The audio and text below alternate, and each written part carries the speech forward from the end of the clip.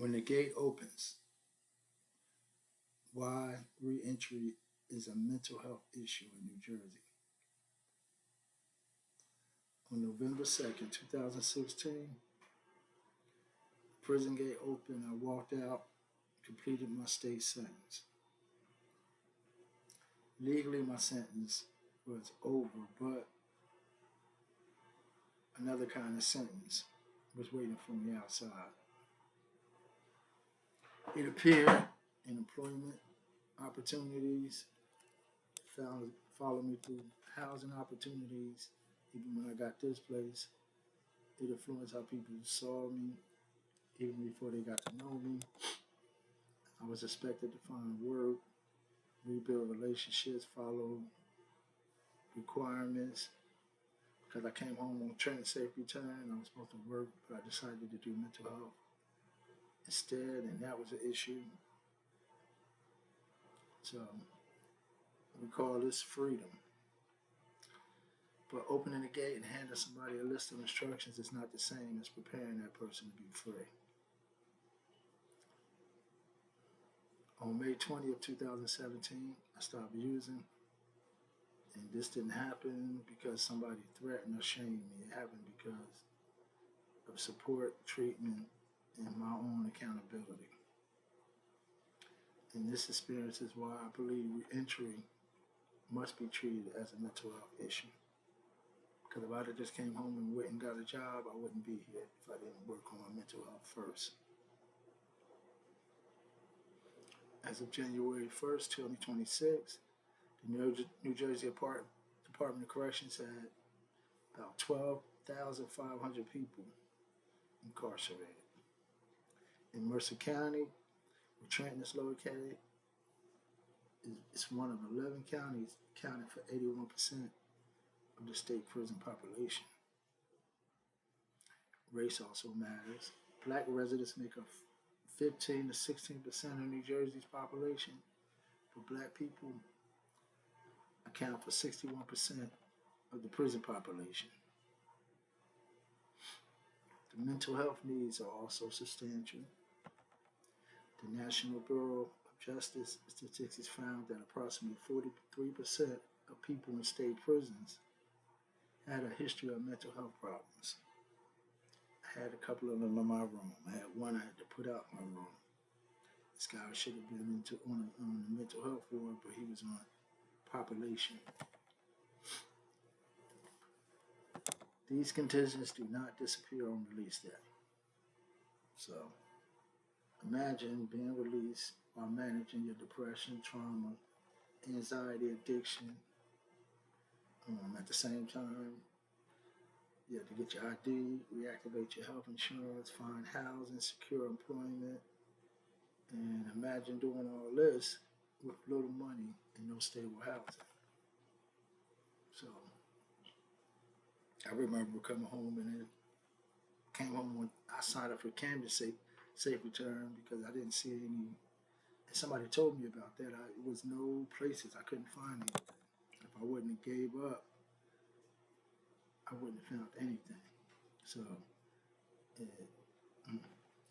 when that person becomes overwhelmed, symptoms almost often label them as non-compliance, but sometimes what looks like non-compliance is just trauma and depression and executive overload,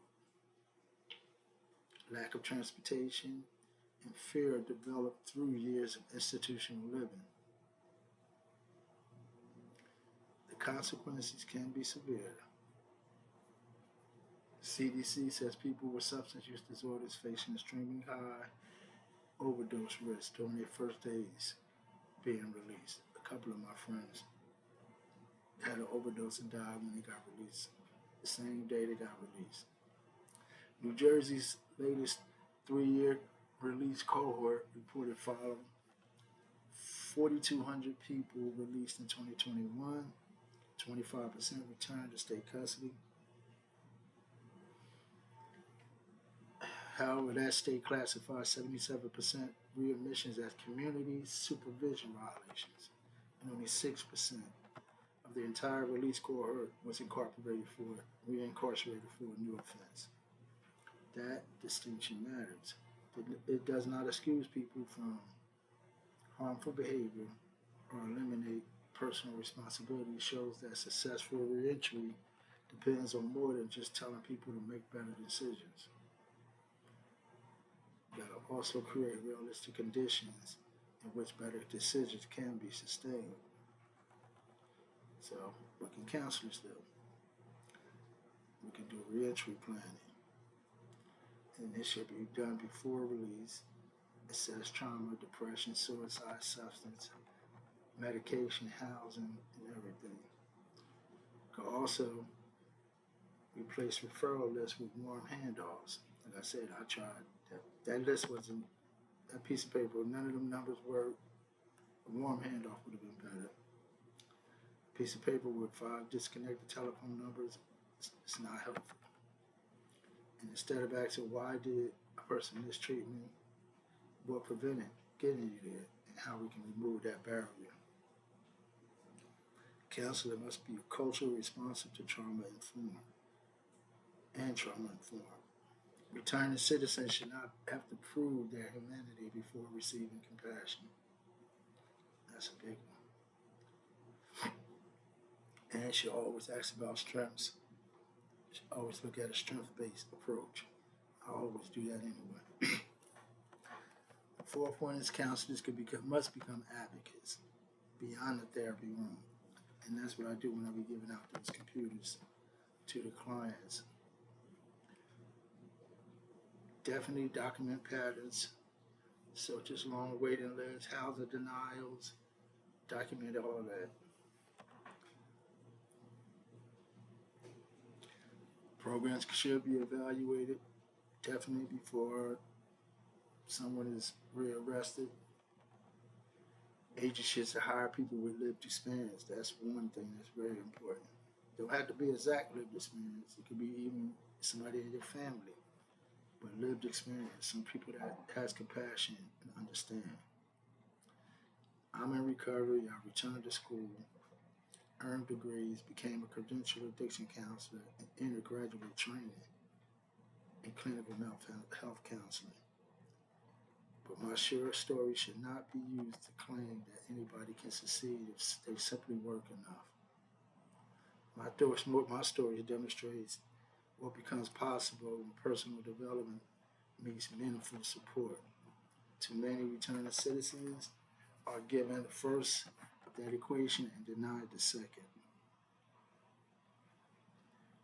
Counselor advocacy is not speaking for people as though they have no voice. It's using our professional experiences to make sure their voices can't be ignored.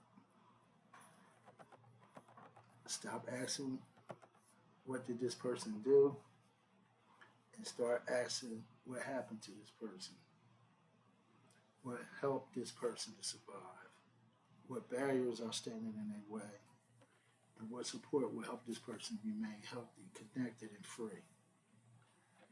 The prison gate gave me release, recovery, education, treatment, faith, and community helped give me freedom. Every returning citizen deserves more than an open gate. They deserve an open door.